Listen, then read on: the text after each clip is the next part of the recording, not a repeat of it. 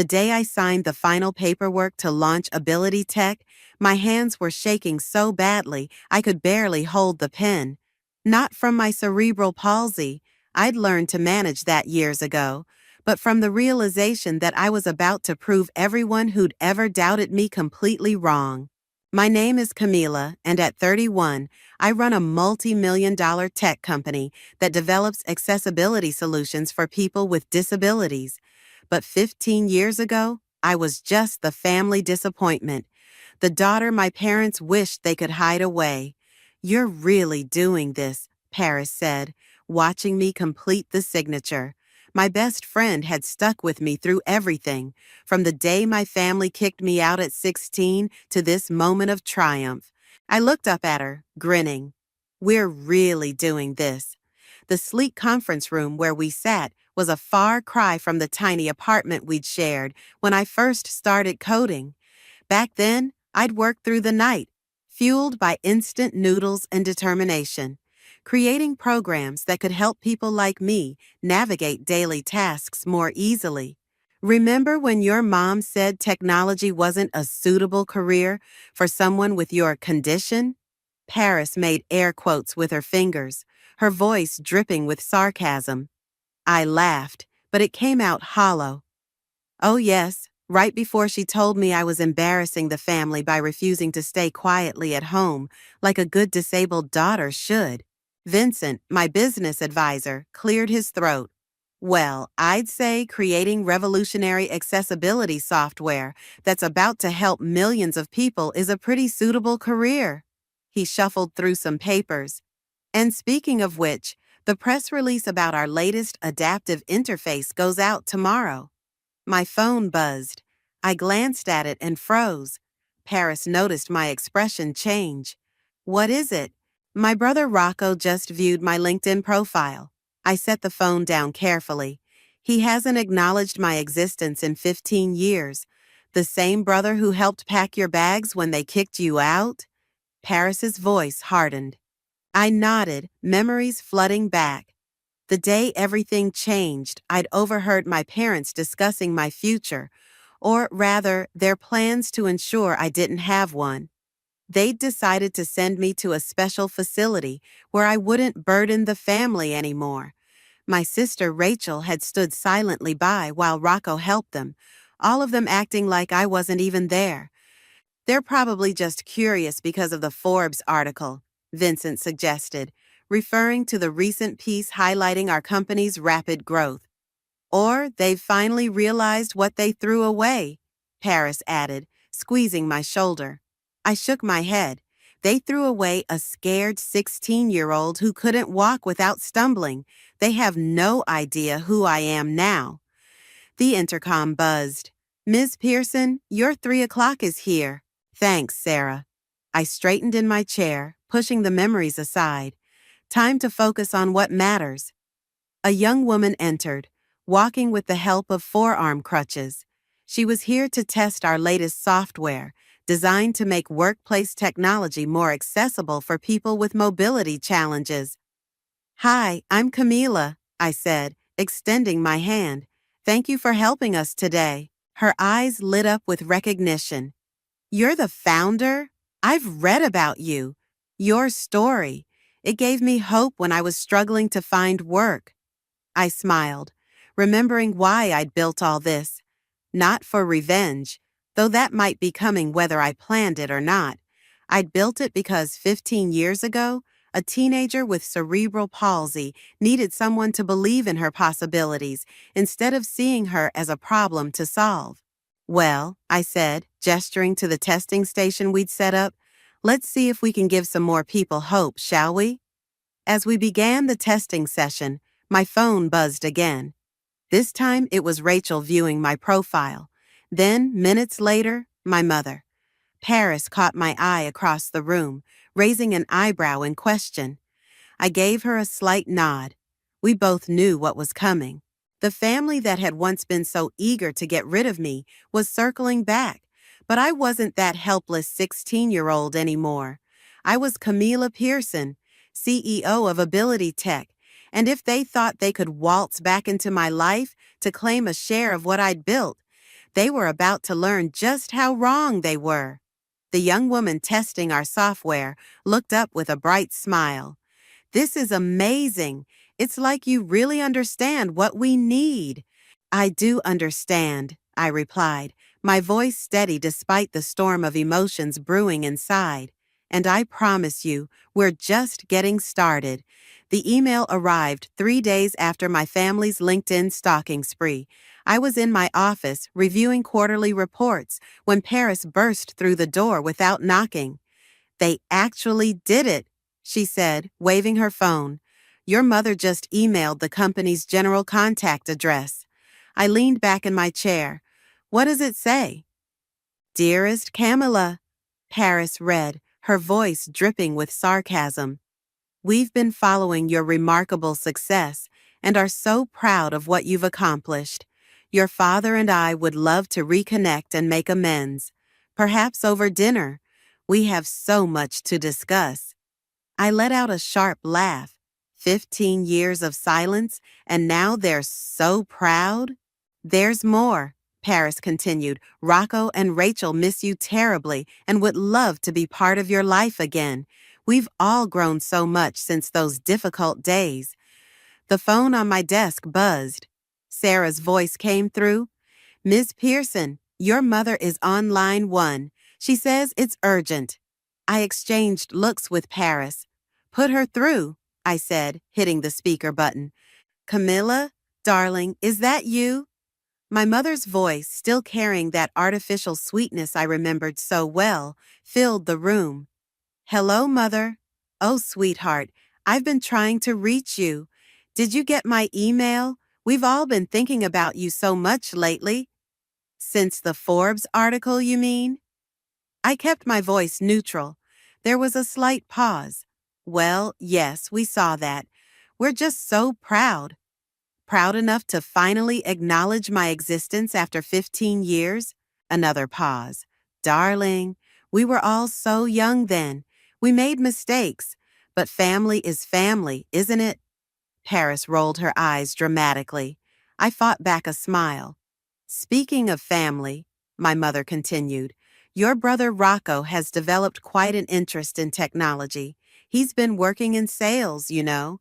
He thought perhaps—" "Perhaps what?" "Well, wouldn't it be wonderful to have family involved in your company? To keep it all in the family, so to speak?" There it was, the real reason for this sudden reunion attempt. "Mother, I have a board meeting in 5 minutes."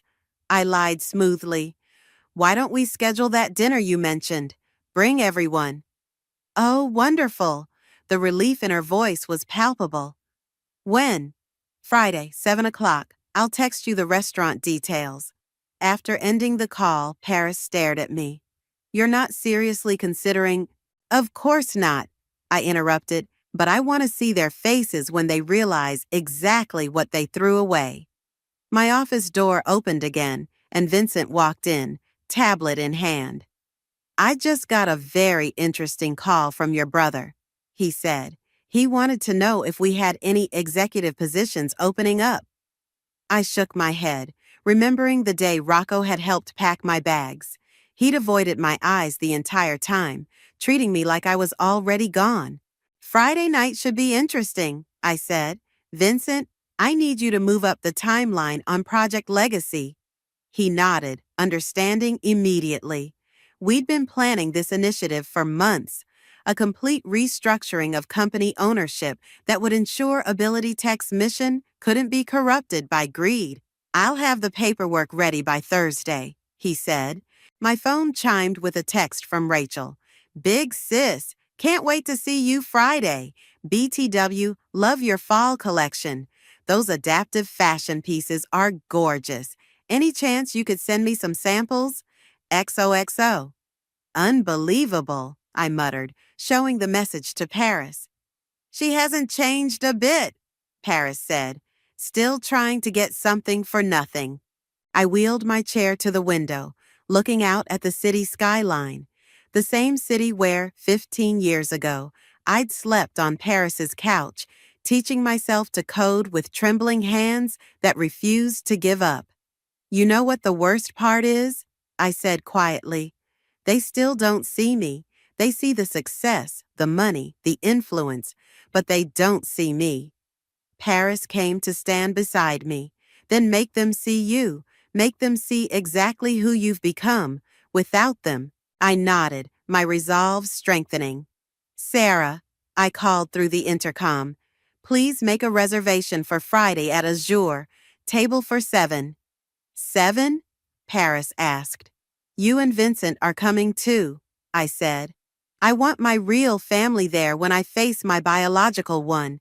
The rest of the day passed in a blur of meetings and decisions, but my mind kept returning to Friday night. They thought they were coming to reclaim their prodigal daughter. Instead, they were walking into a reckoning 15 years in the making. I sent my mother the restaurant details with a simple message, looking forward to our family reunion. The irony wasn't lost on me, neither was the justice. Azure's private dining room felt smaller than usual as I watched my family file in. My mother entered first, wearing an expensive dress that probably cost more than my first year's rent. My father followed, his hair grayer, but his posture still rigid with authority. Rocco and Rachel brought up the rear, both dressed like they were heading to a board meeting rather than a family dinner. Camila, darling. My mother moved to embrace me, but I stayed seated, extending my hand instead. Her smile flickered but didn't fade as she shook it. You look, well, my father said, his eyes darting to my wheelchair before quickly looking away. Successful? I supplied. Amazing what technology can do these days. Paris and Vincent sat on either side of me, a united front. I'd positioned myself at the head of the table, a power move I'd learned from years of corporate negotiations. And who are your friends? My mother's gaze swept over them dismissively. Paris is my COO and best friend. Vincent is my chief advisor. They're family. Rachel's perfectly plucked eyebrows rose. Family? But we're your real family. Are you? Paris asked quietly. An uncomfortable silence fell over the table. The waiter arrived to take drink orders, providing a welcome interruption. So, Camilla, Rocco leaned forward, flashing his sales smile. I've been researching your company. Fascinating stuff. I have some ideas about expanding into new markets. Rocco has been very successful in tech sales. My mother interrupted. Top of his division at Data Corp. I took a sip of water. Data Corp? Weren't they just fined for discriminatory hiring practices? Rocco's smile faltered. That was a misunderstanding. They refused to hire disabled employees, Vincent cut in. Claimed it would be too expensive to provide accommodations. Water under the bridge. My father waved his hand dismissively. We're here to reconnect, aren't we? To be a family again. Again? I set my glass down carefully. When were we ever a family? Now, Camila. My mother's voice took on the warning tone I remembered from childhood. We did our best with a difficult situation. A difficult situation? The words escaped before I could stop them.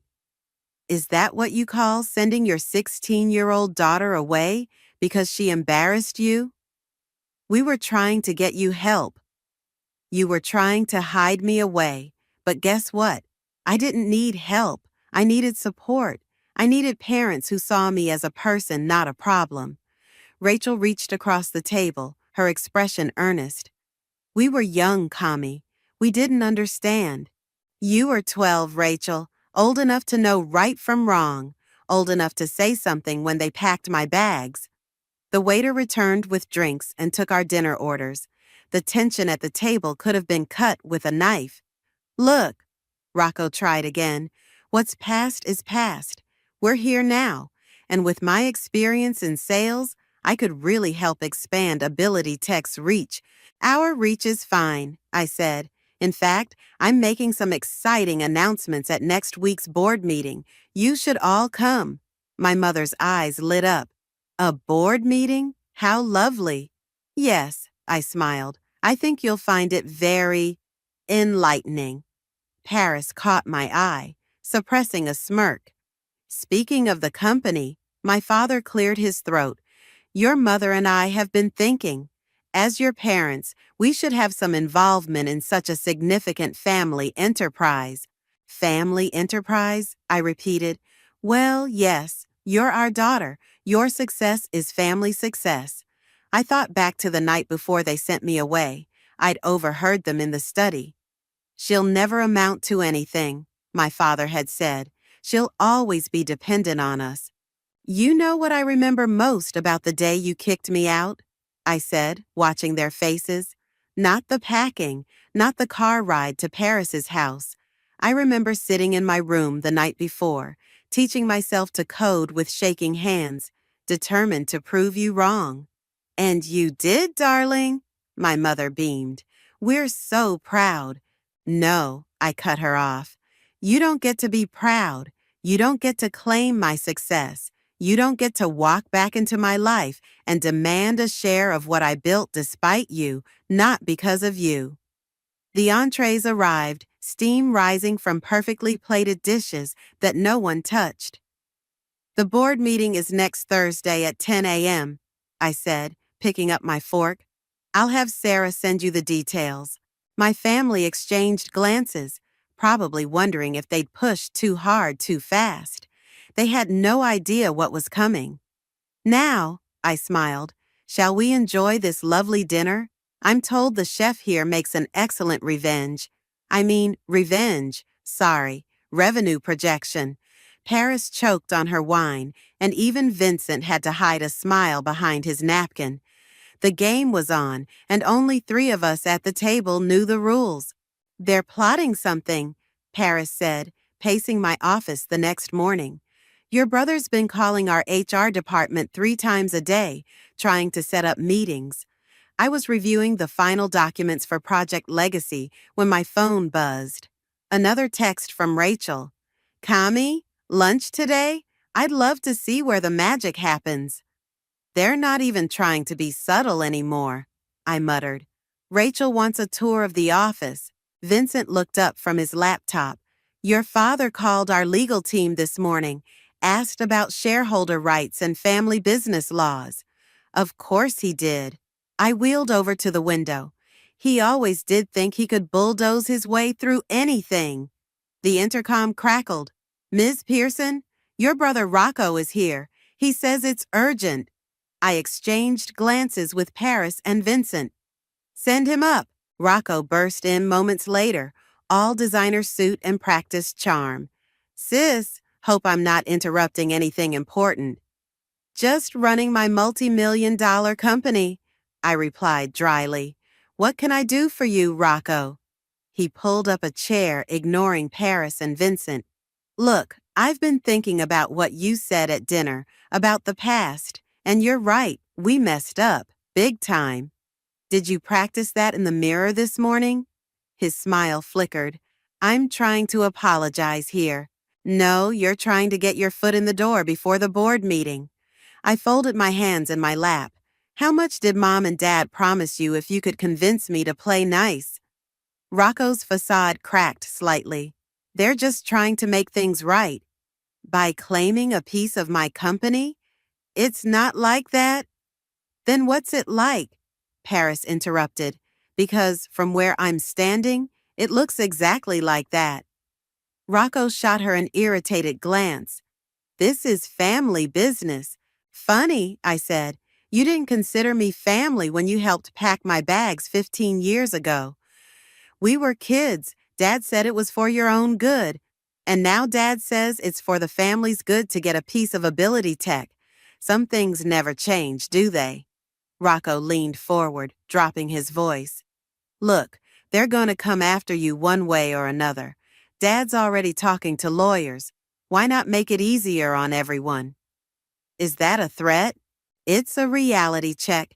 You know how Dad gets when he wants something. I laughed, the sound sharp and cold.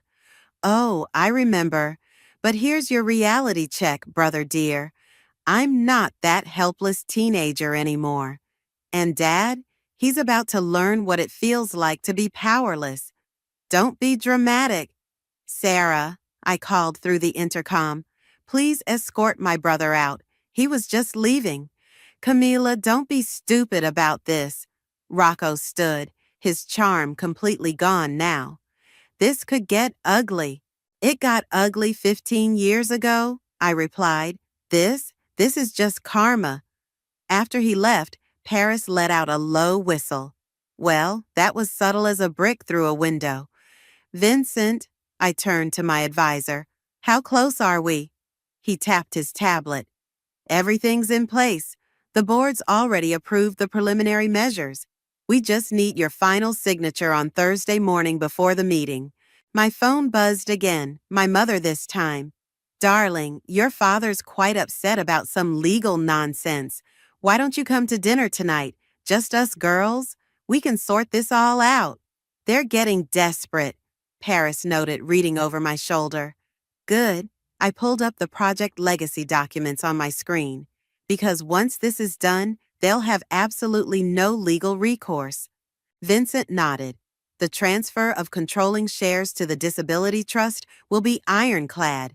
They can hire every lawyer in the city. They won't be able to touch it. What about Rachel's tour request? Paris asked. I smiled. Tell her she's welcome to visit tomorrow. Show her everything. Let her report back to them about how valuable this company really is. You're enjoying this, aren't you? Paris grinned. 15 years ago, they threw away a daughter because they couldn't see past her disability. I gestured to the office around us. Now they want to claim the empire that same disability inspired me to build. So yes, I'm enjoying watching them scramble. My phone buzzed one more time. Rachel again. Mom's really upset. Whatever you're planning, please think about the family. I typed back a single response. I am thinking about family, just not the one you're thinking of. Looking up at Paris and Vincent, I felt a surge of gratitude. Thursday can't come fast enough. Want to place bets on who breaks first? Paris asked. My money's on Rachel storming out in tears. Nah, Vincent countered. Your father's going to explode when he realizes what's happening. I smiled, watching the sun set over the city skyline. Why not both? Rachel's heels clicked across the polished floors of Ability Tech's main office, her eyes wide as she took in the sleek design and bustling atmosphere. Paris led the tour, her professional smile never wavering. And this is our adaptive technology testing lab. Paris gestured to a large space filled with various devices and prototypes. It's nice, Rachel said, clearly searching for something more impressive. But where's the real money made? Paris raised an eyebrow. The real money comes from changing lives, Rachel. Something your sister understood from day one. I watched the exchange through the lab's glass walls from my office, where Vincent and I were finalizing tomorrow's documents. Your sister's certainly thorough, Vincent observed, noting Rachel's frequent phone photos of everything she saw. She's reporting back to headquarters, I replied, signing another paper. Dad probably has her checking for weaknesses. My phone lit up with a message from my mother. Rachel says the office is lovely, darling, but surely you don't need quite so much space. Perhaps we could discuss some cost-cutting measures at tomorrow's meeting. They really think they're gonna walk in and take over, I said, showing Vincent the message. They're in for quite a surprise. He handed me the final document. With this, Ability Tech becomes a protected entity. The majority shares will be held in trust for the benefit of the disability community. Your family won't be able to touch it. I signed my name with a flourish, just as Rachel and Paris entered my office. Kami, this is all so interesting, Rachel said, perching on the edge of a chair. But I've been thinking, wouldn't it make more sense to branch out? Maybe create some products for, regular people too? Regular people? I repeated slowly. Rachel flushed. You know what I mean? To maximize profits. That's not what we do here, I said firmly. This company exists to serve the disability community, period. But think how much more money, Money isn't everything, Rachel. Something our family never understood. She leaned forward, dropping her voice. Look, Mom and Dad are really serious about this. Dad's been up all night with his lawyers. They're talking about challenging your competency to run the company. The room went deadly quiet. Paris took a step forward, but I held up my hand. My competency? I smiled. They want to claim I'm not competent to run the company I built from nothing? They're just worried about you, Rachel insisted. Working so hard, all alone. I'm not alone. I have my real family right here. I gestured to Paris and Vincent. The people who believed in me when our parents were trying to hide me away. That's not fair. No, what's not fair is showing up 15 years later, expecting to cash in on my success after contributing nothing but pain to my life. Rachel stood up, her facade cracking. We're your family. You owe us. I owe you nothing. My voice was steel. But don't worry, little sister. Everything will be crystal clear at tomorrow's board meeting. Dad's not gonna let you shut us out, she warned, heading for the door. He always gets what he wants. You know that. After she left, Paris let out a long breath. Well, that was fun. My phone buzzed immediately. My father this time. This childish behavior stops now. We're your parents. We have rights. Don't force my hand, Camila. They're scared, Vincent observed.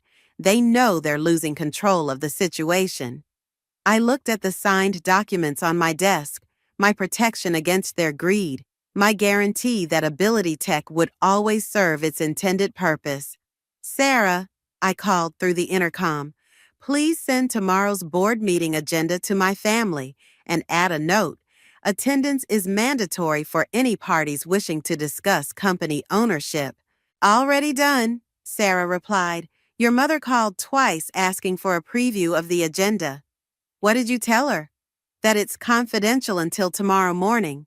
I smiled. Perfect. Paris perched on my desk. Are you ready for tomorrow? It's going to get ugly. I've been ready for 15 years, I replied. They threw me away because they thought I was worthless. Tomorrow they'll learn exactly how wrong they were. Vincent gathered the signed documents. I'll have these filed first thing tomorrow. By the time the board meeting starts, everything will be legally binding. My phone buzzed one final time. Rocco, whatever you're planning, sis, think twice. Family should stick together. I typed back. You're right. That's exactly what I'm doing. Looking out over the city as the sun set, I thought about tomorrow. About justice, karma, and the family you choose versus the family you're born with. My parents thought they were coming to claim their piece of my success. Instead, they were walking into the consequences of their own actions. Tomorrow, I said to Paris and Vincent, we protect everything we've built, everything they tried to destroy. And for the first time in 15 years, I felt completely at peace with what I was about to do. The boardroom was silent as my family filed in, all power suits and forced smiles. My father led the way, briefcase in hand, followed by my mother in her designer dress. Rocco and Rachel brought up the rear, both trying to look like they belonged in this corporate setting. Good morning, I said from my position at the head of the table. Please, take your seats. The board members were already present, along with Paris and Vincent. My family sat together on one side, a united front against whatever they thought was coming. Before we begin, my father stood, pulling papers from his briefcase. I have some proposals to discuss regarding family involvement in company operations. Sit down, Dad, I said quietly. That's not on today's agenda. Now see here. Mr. Pearson, Vincent interrupted, please be seated or you'll be escorted out. My father's face reddened, but he sat. My mother reached for his hand, shooting me a disappointed look I remembered from childhood. The first item on today's agenda, I began, is a major restructuring of Ability Tech's ownership and mission. I nodded to Vincent, who started distributing documents. What's this? Rocco demanded, scanning the papers.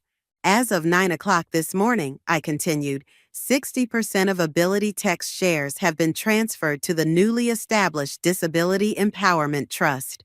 This trust will ensure our company's resources and innovations remain dedicated to serving the disability community. You can't do that. My father slammed his hand on the table. We're your family. We have rights. Actually, she can and did, Vincent said calmly. The paperwork is already filed and legally binding. My mother's perfectly composed facade cracked. Camila, darling, surely we can discuss this. The remaining 40%, I spoke over her, will be split between our employee stock ownership program and our community outreach initiative. Rachel burst into tears. But what about us? We're your family. Family? I wheeled my chair back slightly, addressing the entire room. Let me tell you about family. 15 years ago, these people threw away their disabled daughter because she was an embarrassment. They packed my bags, dropped me off at a friend's house, and never looked back.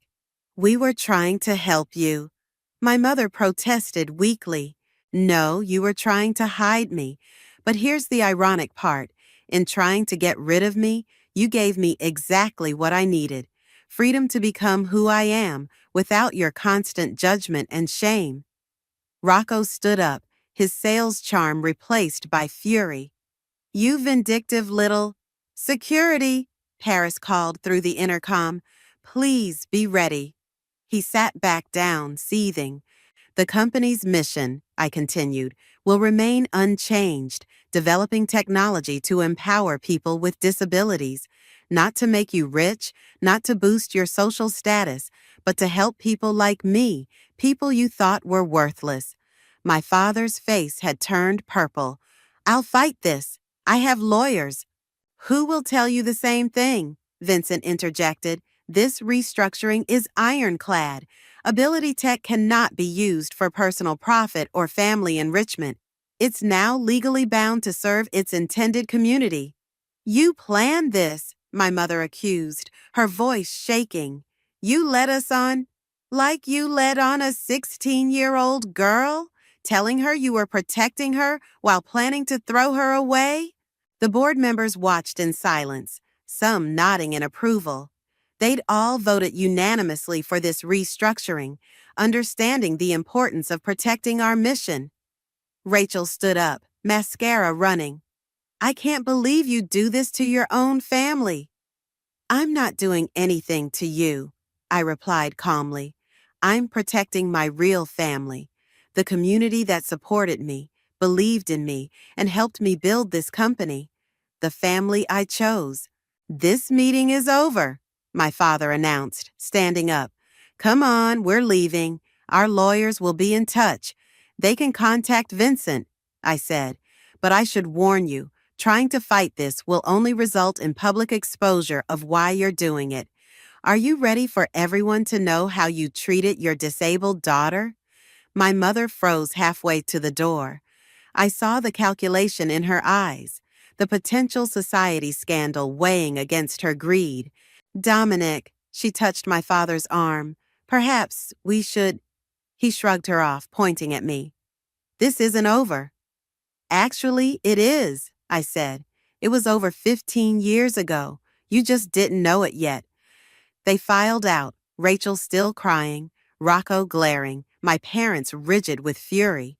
As the door closed behind them, Paris reached over and squeezed my hand. Ladies and gentlemen, I addressed the remaining board members. Shall we continue with our actual business? The room filled with murmurs of approval, and I felt a weight lift from my shoulders. 15 years of pain, transformed into purpose. They had tried to break me, but instead, they had made me unbreakable. And now, finally, justice was served. They were waiting in my office when the board meeting ended. My father stood at the window, mother perched on the edge of a chair, Rocco pacing, and Rachel dabbing at her eyes with a tissue. Security let you up? I asked, wheeling into the room with Paris and Vincent flanking me. We're not leaving until this is resolved, my father said, turning from the window. It is resolved. You saw the paperwork. Damn the paperwork. He slammed his hand on my desk. We are your family. Family? I moved closer, looking him in the eye. Let me remind you what family means to you. 15 years ago, you said, and I quote, she'll never amount to anything. She'll always be dependent on us. Remember that night, Dad? I heard every word through the study door. His face paled slightly. You weren't meant to? Hear that? Hear you planning to send me away? Hear you telling Mom it was for the best, that I was embarrassing the family name? We were trying to protect you, my mother interjected. Protect me? I laughed. You want to know what real protection looks like? It looks like Paris letting me sleep on her couch when I had nowhere else to go. It looks like her parents helping me apply for college scholarships. It looks like Vincent believing in my business plan when every bank turned me down. Rocco stepped forward. Come on, sis. We can work something out. There must be some way. To get your hands on my company? There isn't. This is spite, my father spat. Pure spite? No. I wheeled around my desk, facing them all. This is justice. This is protecting everything I built from the people who thought I was worthless. This is making sure Ability Tech stays true to its mission of helping people like me, people you'd rather hide away. Rachel sniffled loudly. But we're sorry. We've changed. Have you? I looked at her tear-stained face. Because all I've heard since you came back is how much money you could make from my company. Not one of you has asked about the people we help. Not one of you has shown any interest in our actual mission. Business is business, my father started. Exactly, and this business will never be yours. My mother stood up, smoothing her dress. Camila, be reasonable. We're not getting any younger. Your father and I need security in our retirement. Security? I cut her off. Like the security you gave me at 16? Or did you forget dropping me off at Paris's house with 2 suitcases and never looking back? That's not fair. No, what's not fair is showing up 15 years later, thinking you can cash in on my success after contributing nothing but trauma to my life. Rocco's face twisted with anger. You ungrateful little... Security, Paris called through the intercom before he could finish. 2 guards appeared at the door almost instantly. This is how you treat family? My father demanded. No, I replied calmly. This is how I treat people who try to take advantage of me. The difference is, this time I'm strong enough to stop you. We'll fight this, he threatened. We'll tell everyone how you turned against your own family. Go ahead. I smiled. Tell them. Tell them how you threw away your disabled daughter because she embarrassed you. Tell them how you never contacted her for 15 years. Tell them how you only showed up when you saw dollar signs. I'm sure the disability community would love to hear that story. My mother grabbed my father's arm. Dominic, please, think of the scandal. You always did care more about appearances than actual people, I noted. Some things never change. Ms. Pearson, one of the security guards, stepped forward. Would you like us to escort them out? I looked at my family, really looked at them. My father's impotent rage, my mother's calculating fear, Rocco's thwarted ambition, Rachel's manipulative tears. They were exactly the same as 15 years ago, just older and greedier. Yes, I said, and please make sure they're added to the no-entry list. This isn't over, my father growled as the guards moved forward. Actually, it is. It's been over for 15 years. You just didn't realize you were the ones who lost. They were escorted out, my mother's protests and Rachel's sobs echoing down the hallway. When the door closed, Paris let out a long breath. You okay? She asked softly. I looked around my office, at the empire I'd built, at the friends who'd become family, at the mission that had given my life purpose. You know what? I smiled. For the first time in 15 years, I really am. Vincent checked his phone. The press release about the restructuring goes out in an hour. Want to bet how long before they realize their threats will only make them look worse? They already have, Paris said, looking at her tablet. Social media's blowing up about the Disability Trust announcement. People are calling it revolutionary. I wheeled back to my desk, ready to get back to work. Then let's give them something worth talking about.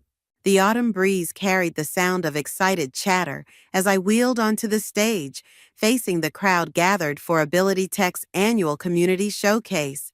Hundreds of faces looked back at me, users of our technology, employees, partners, and supporters. Welcome, everyone, I began, my voice steady. Today isn't just about showing off new technology. It's about celebrating what happens when we refuse to let others define our limitations. In the front row, Paris gave me an encouraging nod. Vincent stood at the side of the stage, tablet in hand, smiling. Many of you know my story, I continued, but what you might not know is that yesterday, something remarkable happened. Our Disability Empowerment Trust officially funded its 100th startup, founded by disabled entrepreneurs. Applause erupted. I caught sight of Maria, one of our first grant recipients, beaming from her wheelchair. Her adaptive clothing company was now partnering with major retailers.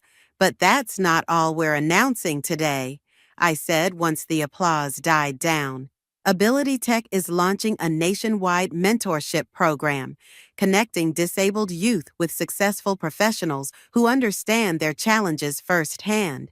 More applause. In the middle of the crowd, I spotted a teenage girl with cerebral palsy, her eyes wide with hope. She reminded me of myself at 16, desperate for someone to believe in her potential.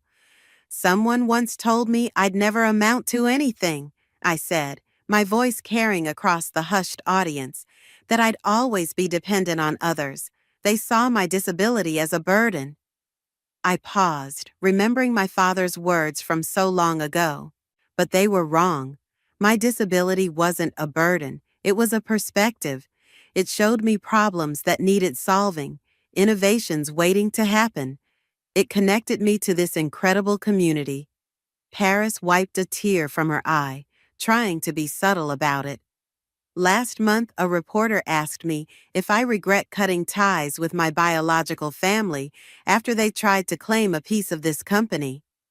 I smiled. I told her I didn't cut ties with my family at all. I'm looking at my family right now. The crowd erupted again. Vincent stepped forward, handing me a small remote. And to my real family, I want to show you something we've been working on. The giant screen behind me lit up with images of our latest project, a revolutionary neural interface that would allow people with severe mobility impairments to control computers with their thoughts. This technology, I explained, will be available at cost to anyone who needs it, because that's what family does. We take care of each other.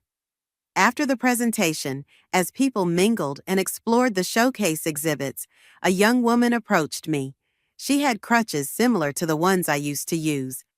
Ms. Pearson, I just wanted to say, your story helped me stand up to my own parents. They wanted me to be realistic about my dreams of becoming a software developer. And now, she grinned. I just got accepted into the Trust Scholarship Program. I start college next semester. I squeezed her hand. Show them what realistic really means. Paris appeared at my side as the young woman left. Speaking of showing people things, have you seen the latest article about your family? She handed me her phone. The headline read, Disgraced Business Mogul's Discrimination Lawsuit Backfires, Highlighting Need for Disability Rights. Dad actually did it, I laughed. He actually tried to sue. And managed to generate even more support for the trust, Vincent added, joining us. Donations have tripled since the story broke. I looked around the showcase, at the innovations being demonstrated, at the connections being made, at the dreams being born. This was what I'd protected my company for. This was what really mattered.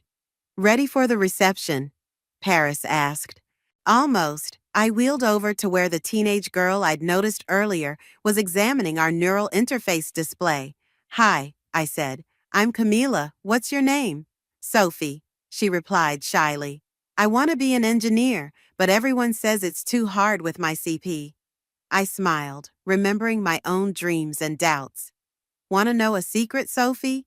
The people who say too hard are usually the ones too afraid to try themselves. Her face lit up. Really? Really. And I think we might have an internship opening next summer, if you're interested. As Sophie excitedly talked about her ideas, I felt a deep sense of peace. My parents had tried to hide me away, seeing only limitations. Instead, they'd set me free to build something bigger than myself, a legacy of empowerment, a family bound not by blood, but by understanding and purpose. And that was worth more than all the revenge in the world.